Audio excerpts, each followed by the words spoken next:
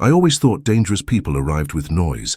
I thought manipulators came with obvious signs, clear intentions. But that's not how it happened to me.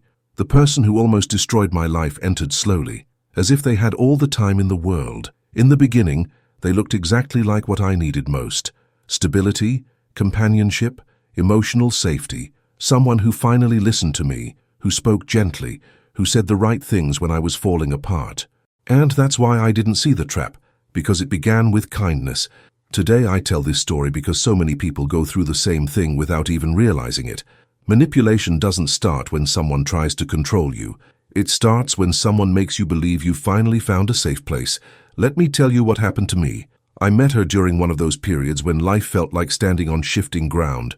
I'd just ended a relationship that left me questioning everything about myself. My job was demanding but meaningless. My friends were there, but distant in that way people get when everyone's too busy surviving their own chaos. I wasn't depressed exactly, but I was tired.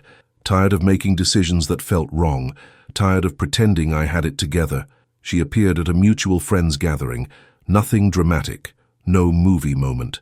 She was just there, sitting across from me, asking questions that actually required answers instead of the usual social script. She listened differently than other people, not waiting for her turn to talk, but actually absorbing what I said, remembering details I'd mentioned casually, following up on things I thought nobody cared about. Within weeks, she became the person I talked to about everything. She never pushed for it. I just found myself reaching out more and more. When something good happened, she was the first person I wanted to tell. When something went wrong, she was the only one who seemed to understand the weight of it. The comfort was intoxicating. After years of feeling misunderstood, here was someone who saw me clearly, or so I thought. She had this way of being present without being overwhelming. She'd send me messages checking in, but never demanded immediate responses. She'd offer advice, but always framed it as, "Just my perspective. You know yourself better." She celebrated my wins and sat with me through my losses. She made me feel like I'd finally found my person. Not romantically necessarily, though the lines were blurry. More than that, she felt essential. I started running things by her. Small decisions at first. Should I take this work project?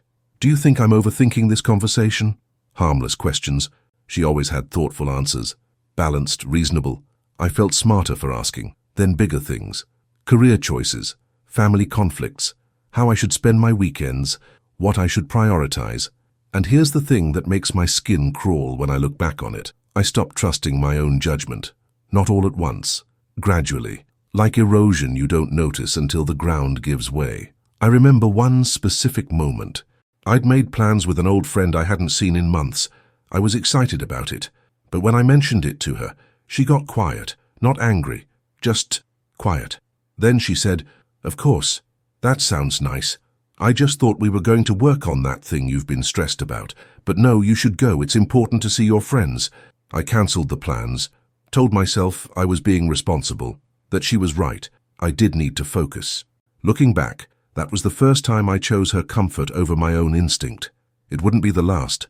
The pattern became familiar. Whenever I made a decision without consulting her, there was this subtle shift, nothing I could point to directly, just a coolness, a distance, and the warmth only returned when I'd apologized, explained myself, reassured her that she mattered, that I valued her opinion. I started second-guessing everything. Did I really want to take that trip? Or was I just being impulsive? Was I actually happy with my job? Or was I settling like she suggested? Were my other friendships really that shallow? Or was I just seeing them through her lens now? The criticism started so gently I almost didn't recognize it. "I'm worried about you" became her favorite opening line. Worried I was working too hard. Worried I wasn't working hard enough. Worried I was isolating myself when I wanted alone time. Worried I was spreading myself too thin when I made other plans. Every concern came wrapped in care. Every criticism disguised as protection. And because she'd been so supportive before, because she'd earned my trust, I believed her. I believed I needed fixing. I believed she was the only one who cared enough to be honest with me. She had opinions about everything. How I dressed, how I communicated, how I handled conflict, and I absorbed it all like gospel, because questioning her felt like questioning the one person who'd stood by me. The guilt became constant. If I did something she disagreed with, I felt like I was betraying someone who'd given me so much. If I wanted space, I felt selfish. If I defended myself, I felt ungrateful. She never explicitly demanded anything. She just created an atmosphere where disappointing her felt unbearable. I remember sitting in my apartment one night, staring at my phone, trying to decide if I wanted to go out or stay in. Such a simple thing. And I couldn't decide without asking her first. That's when the first real crack appeared in my perception. I sat there, fully grown, unable to trust myself about whether I wanted to leave my own home. Something was very wrong, but I couldn't name it yet. The breaking point came during what should have been a normal conversation. I'd gotten a job offer. A good one. Better pay, better position, something I'd worked toward for years. I was excited, genuinely excited for the first time in months. I called her immediately, expecting celebration. Instead, I got silence. Then questions. Did I really think I was ready for that level of responsibility? What about the stress? What about the longer hours? Wouldn't that affect our time together? And the killer. I just don't want to see you fail and blame yourself. You know how I get.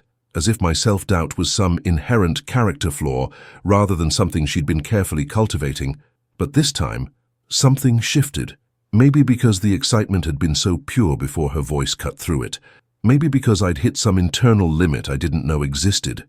But for the first time in months, I felt anger instead of guilt. I took the job without asking for her blessing, and the fallout was immediate. Suddenly I was being selfish. Suddenly I didn't care about the people who'd supported me. Suddenly every past mistake, every vulnerability I'd shared in confidence was brought back up as evidence that I wasn't capable of making good decisions. She wasn't mean about it. That's what made it so insidious. She was hurt, disappointed, worried, and somehow that felt worse than anger. But I held firm, and in that space of resistance, clarity started seeping in. I began noticing things I'd normalized. How she'd isolated me from other friendships by making me feel guilty for time spent away from her. How she'd positioned herself as the only person who truly understood me, making everyone else seem superficial by comparison. How she'd praised me for things that made me more dependent and criticized me for things that made me more autonomous.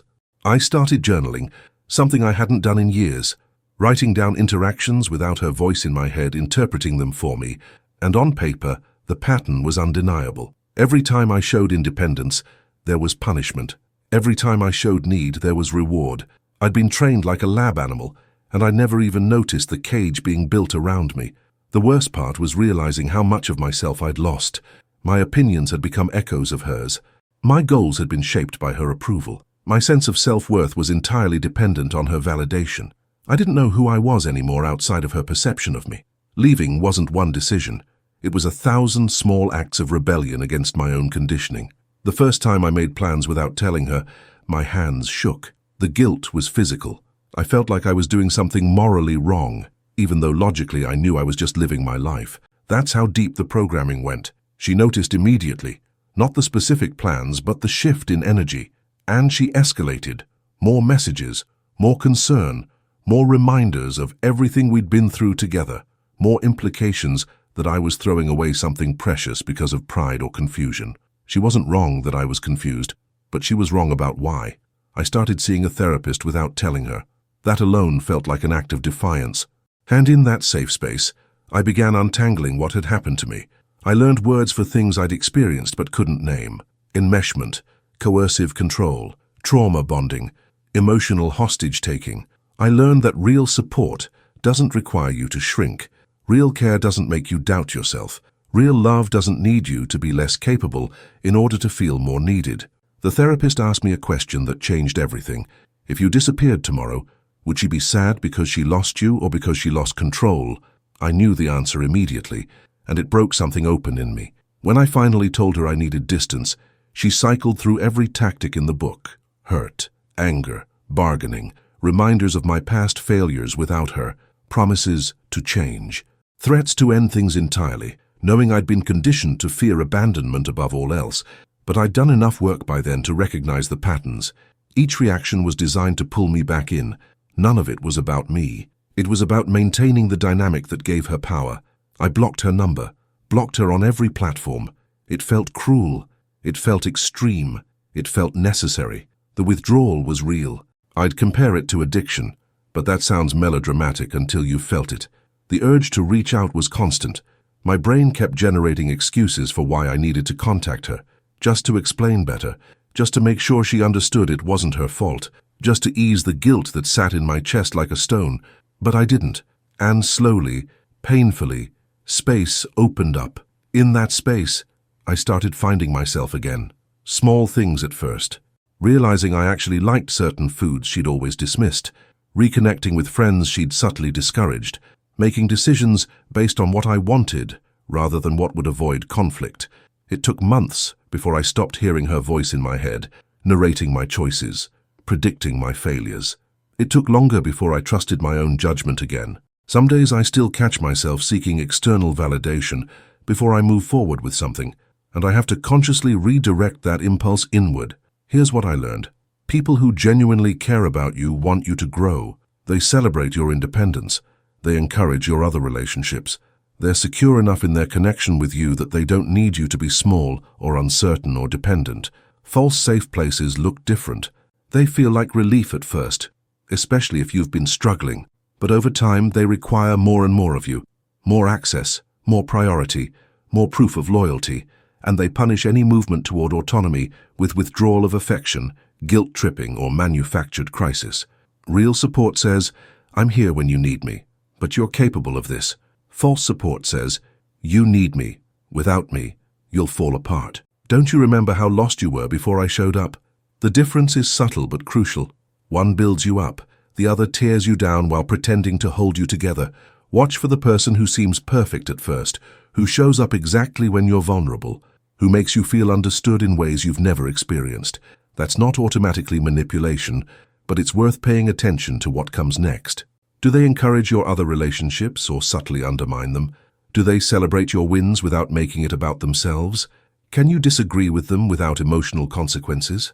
Do you feel more capable or less capable after spending time with them? Those questions would have saved me months of pain if I'd known to ask them earlier. I'm telling you this because someone needs to hear it. Maybe you're in this situation right now and you've been calling it something else. Maybe you're questioning yourself, wondering if you're overreacting, if you're being ungrateful for someone who just cares so much. Trust that feeling, the one that brought you to this video, the one that makes you uncomfortable when you can't explain why. You're not crazy, you're not broken, you're not incapable of healthy relationships. You just encountered someone who saw your need for connection and weaponized it. And that's on them, not you. Healing from this kind of manipulation is possible, but it requires something difficult. You have to be willing to sit with the discomfort of your own autonomy. You have to relearn how to trust yourself. You have to accept that making your own mistakes is better than living in someone else's carefully constructed version of safety. The scar this leaves is permanent, but scars mean you survived. They mean you're stronger at the broken places. I still catch myself sometimes, about to ask permission for things that don't require anyone's approval but my own. But now I recognize it. Now I redirect it. Now I remember that the only person who needs to validate my choices is me. If you're still in it, please hear this. Leaving doesn't make you the villain. Setting boundaries doesn't make you selfish. Choosing yourself doesn't make you ungrateful. It makes you free. And freedom, real freedom, feels terrifying at first because you've been taught that independence equals danger, that solitude equals abandonment, that thinking for yourself equals arrogance. But those teachings came from someone who benefited from your dependence. They're not truth, they're control. You deserve relationships that don't require you to diminish yourself. You deserve people who want you strong, not manageable. You deserve to make your own decisions and your own mistakes and your own triumphs without someone standing over your shoulder, reminding you of every time you stumbled. The person I was before all this wouldn't recognize who I am now. And I mean that as the highest compliment I can give myself. I found my way back. You can too. Have you experienced something like this? Someone who felt safe until you needed them too much. Someone who seemed like home until you realized it was a cage. Leave your answer in the comments below and subscribe to the channel so you don't miss the next video.